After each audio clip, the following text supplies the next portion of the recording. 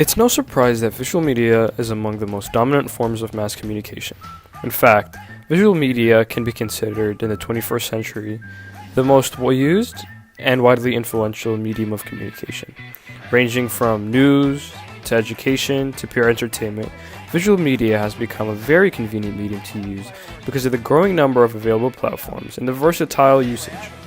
The wide range of platforms ranging everywhere from the side of buildings in Times Square, New York City, to movie theaters, to TVs, to cell phones, they all make it easier for businesses to advertise their products, groups to teach courses, and networks to offer news.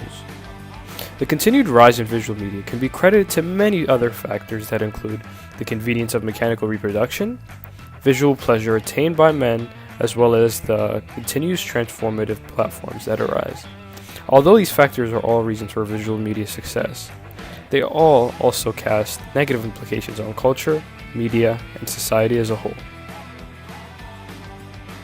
Trying to comprehend the successful surge of visual media is the effect mechanical reproduction has on art.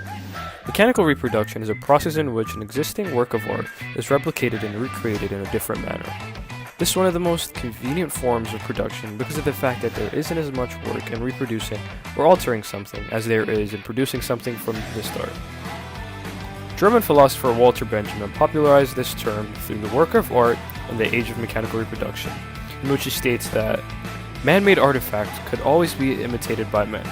We see that displayed in visual media through television formats. It is a TV show where a broadcaster buys the rights, or there is a contractual exchange to make their own local version of the program. Shows like The Office, House of Cards, Worst Week/Worst Week of My Life are examples of some UK to US show formats. Another concept that is often imitated in our visual culture is the concept of vlogging, which has continually grown on YouTube at a drastic rate. Benjamin argues that mechanical reproduction of a work of art, however, represents something new. Historically, it advanced intermittently and in leaps at long intervals, but with accelerated intensity. What goes to show you why the visual media has been on a continued rise for more than 60 years?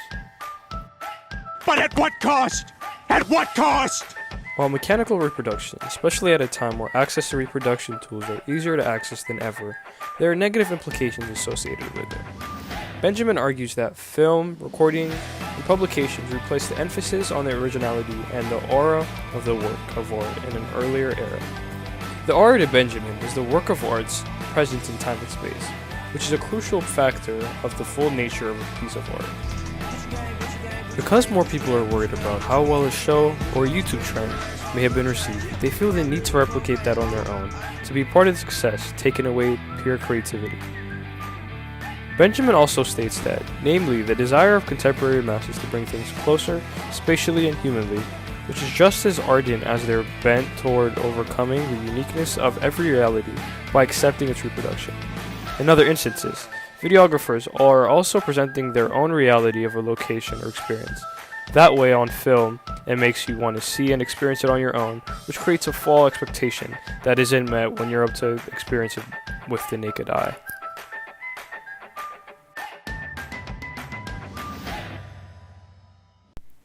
Another reason for the visual media's steady rise in usage and overall influence is the many transformative platforms that are available for usage. The most transformative? Netflix. Taking advantage of the increase in digital and online viewing, Netflix has become among the most dominant digital media platforms out there. Netflix provides a substantially different viewing experience than linear television. Rather than a fixed linear flow of content, Netflix provides a finite catalog of content from which the viewer selects. One of the biggest benefits associated with Netflix is the fact that the content displayed is uninterrupted by brand messages or advertisements, which to a certain extent limits the spread of influence of controlling ideologies. Netflix's impact on the rise of visual media can also be attributed to their unique data algorithms which tailor content to the individual user. Their way of monitoring individuals has been replicated by many streaming sites as they collectively turn to the datification of the audience. The turn towards datification means that there are now ways of measuring not just a representative sample, but of all actively pertaining to a particular website or online media platform.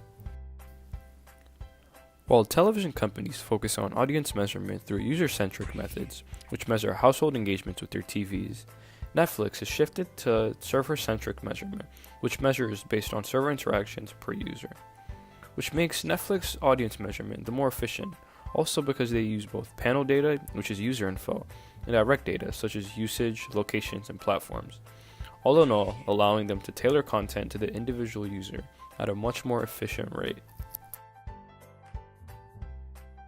Much of visual media's dominance can be attributed specifically to the success of film. What's the first option you think of for a date? Going to the movies. What saying regarding a streaming service has become popularized through social media? Netflix and chill. It's indisputable that film has become one of the most dominant forms of not only visual media, but social culture as well. As much of a beauty film and movies are to our lives. First, take a big step back and literally Get a little critical. One of the biggest reasons that TV shows and movies have such a large audience is because of the impact that visual pleasure plays on audience retention. So many movies and shows in the 21st century spend so much time on character development for women characters to be portrayed as sexual objects. The sexualization of women can be seen in movies like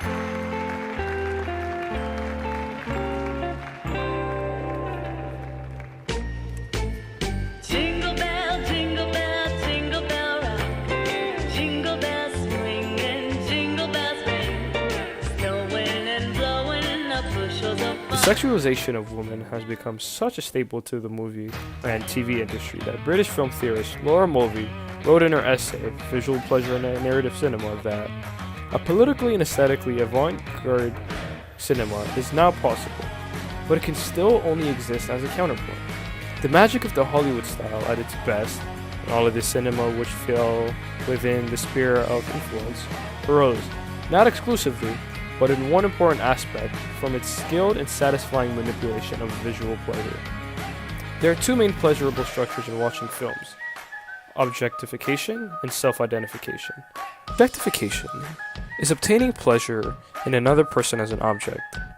The relationship is, in most scenarios, are the male audience serving as the participants, while the women and their body parts in the films and shows serve as victims, or as Mulvey puts it, whose only sexual satisfaction can come from watching, in an active, controlling sense, an objectified other. While identification can also be associated with narcissism, in that it is pleasure achieved through escapism when a member of the audience sees himself relating with a character benefiting from the sexualization of women in the film. French sociologist Pierre Bourdieu was very critical of visual media because of two negative implications associated with television. First is the fact that with the rise in television as a universal platform, it started leading to the depreciation of the print industry.